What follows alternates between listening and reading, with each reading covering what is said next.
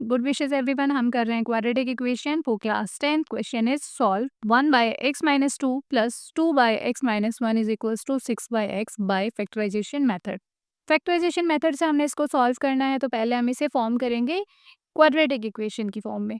तो सॉल्व करते हैं इसको। तो जब भी हमें फ्रैक्शंस गिवन होते हैं और प्लस या माइनस लगा होता है, तो हमने लेना होता है डिनोमिनेटर्स का एलसीएम। तो जब हमने एलसीएम लिया इसका, तो हमारे पास आएगा ये वाला नंबर एज इट इज़ और ये वाला नंबर एज इट इज़ हम लिख देंगे यहाँ पे। उसके बाद हमने क्या करना है, थोड़ा सा ट्रिकी है, एक ट्रिक यूज़ कर लेते हैं।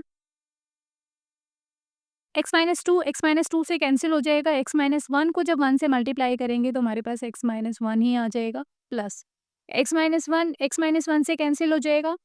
x-2 जो बचा वो हमारा 2 के साथ मल्टीप्लाई होगा, इज इक्वल्स टू 6/x। तो इसके बाद वाले स्टेप में x-1 प्लस 2 से इसको मल्टीप्लाई करते हैं, तो 2x और 2 से जब -2 को किया तो -4 डिवाइडेड बाय, इनकी भी मल्टीप्लिकेशन कर लेते हैं। तो एक बार x हमारा x-1 से मल्टीप्लाई होगा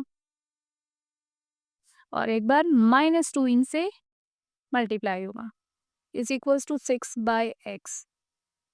अब सॉल्व कर लेते हैं। ऊपर वाले की लाइक टर्म्स क्या है, ये भी x है, यहाँ भी x है, तो x plus 2x 3x, -1 -4 -5, denominator में x को x-1 से मल्टीप्लाई किया तो x स्क्वायर माइनस x, -2 से जब इसको मल्टीप्लाई किया तो -2 into x -2x -2 -1 plus 2 is equals to 6/x।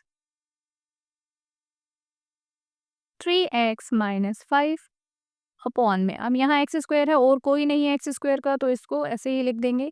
-x -2x हमारा बन जाएगा -3x। कैसे बनाइए, यहाँ -1 था, यहाँ -2 था, माइनस माइनस प्लस, और 1 और 2 3 plus 2 is equals to 6/x।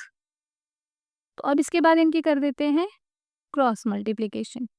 तो x के साथ इसकी मल्टीप्लिकेशन की हमने, 3x minus 5 is equals to 6 into में x square -3x plus 2। x के साथ इसके मल्टीप्लिकेशन करेंगे तो 3x square -5 into x -5x is equals to 6 के साथ इसकी मल्टीप्लिकेशन करते हैं, 6x स्क्वायर -18x प्लस 12।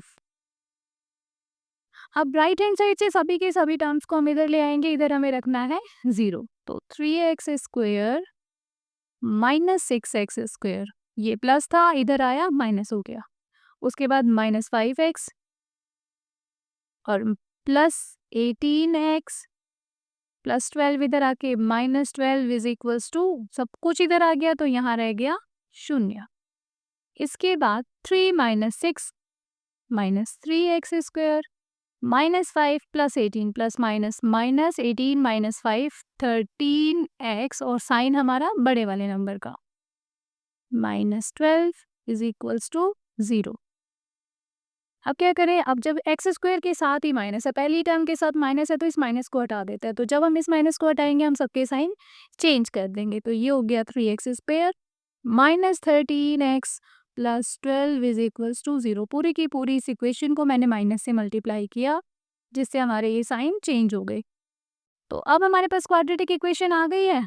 तो जब हमने क्वाड्रेटिक इक्वेशन फॉर्म कर ली है, तो अब हम इसमें अप्लाई करेंगे फैक्टराइजेशन मेथड। मैं यहाँ मेंशन कर देती हूँ कि यहाँ से हमारा फैक्टराइजेशन मेथड स्टार्ट होता है।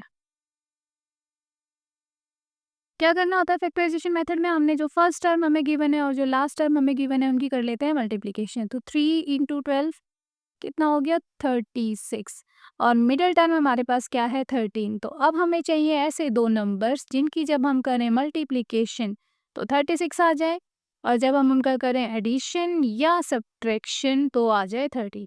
मतलब हमें ऐसे दो नंबर्स चाहिए जिन्हें आपस में जब गुना करें तो हमारे पास 36 आ जाए, लेकिन जोड़े या घटाएं तो हमारे पास 13 आ जाए। तो ऐसे कौन से नंबर हैं जिनको मल्टीप्लाई करने पर 36 आता है? तो जहाँ तक मुझे लग रहा है 9 एंड 4, 9 4 जा 9 चौक 36, 9 4 जा 36, और 9 और 4 को ऐड करने पर 13 भी आता है। तो हमारे नंबर्स हमें मिल गए, अब हम इसको सॉल्व करते हैं। तो पहले जो इक्वेशन थी उसको लिख लेते हैं एक बार यहाँ।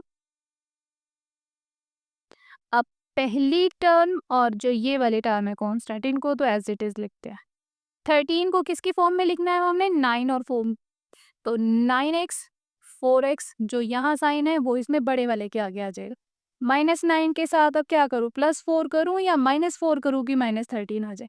देखो यहाँ माइनस है और मैं चाहती हूँ इनको प्लस करना, तभी तो 13 आएगा। तो जब माइनस को प्लस करना हो तो दूसरा भी माइनस चाहिए, माइनस माइनस प्लस। इस चीज़ को थोड़ा समझिए, अगर मैंने यहाँ प्लस लगा दिया होता तो प्लस माइनस होके ये माइनस हो जाते, तो 9 में से 4 फिर माइनस होके 5 आता, 13 नहीं आता। अब यहाँ से 3x कॉमन ले लें, इस वाले पोर्शन में से एक बार इसमें से कॉमन लेंगे हम और एक बार इसमें से कॉमन लेंगे। तो जब मैंने यहाँ से 3x कॉमन लिया तो अंदर बचा x माइनस 9x में से 3x कॉमन गया तो बच गया हमारे पास 3 माइनस यहाँ से 4 ले सकते हैं, दोनों में ही 4 है। तो जब मैंने -4 को कॉमन लिया तो यहाँ बचा x, ये प्लस था, जब माइनस कॉमन लिया तो साइन चेंज हो गया और यहाँ पर 12 डिवाइडेड बाय 4, 12 में से 4 कॉमन, कॉमन जाना बेसिकली मतलब डिवाइड होना। तो 12 में से 4 गए, माइनस नहीं हुए, डिवाइड हुए, 13 आ गया इज इक्वल्स टू 0। कई बच्चे सोचते हैं कि कॉमन लेने का मतलब माइनस करना है, जबकि ऐसा नहीं होता। कॉमन लेना इज मल्टीप्लिकेशन। तो यहाँ से x-3 और x-3 दोनों में कॉमन है, ले लेते हैं बाहर। x-3 को मैंने कॉमन आउट किया तो यहाँ बचा 3x और यहाँ से बचा -4 इट इज इक्वल टू 0। अब देखो, जब दो नंबर्स को मल्टीप्लाई करने पर 0 आ जाए तो इसका मतलब क्या होता है कि या तो ये 0 के इक्वल है या ये 0 के इक्वल है या दोनों ही 0 के इक्वल है। तो मैं अब दोनों को ही यहाँ लिख देती हूँ, दोनों को ही मैं 0 के इक्वल लिख रही हूँ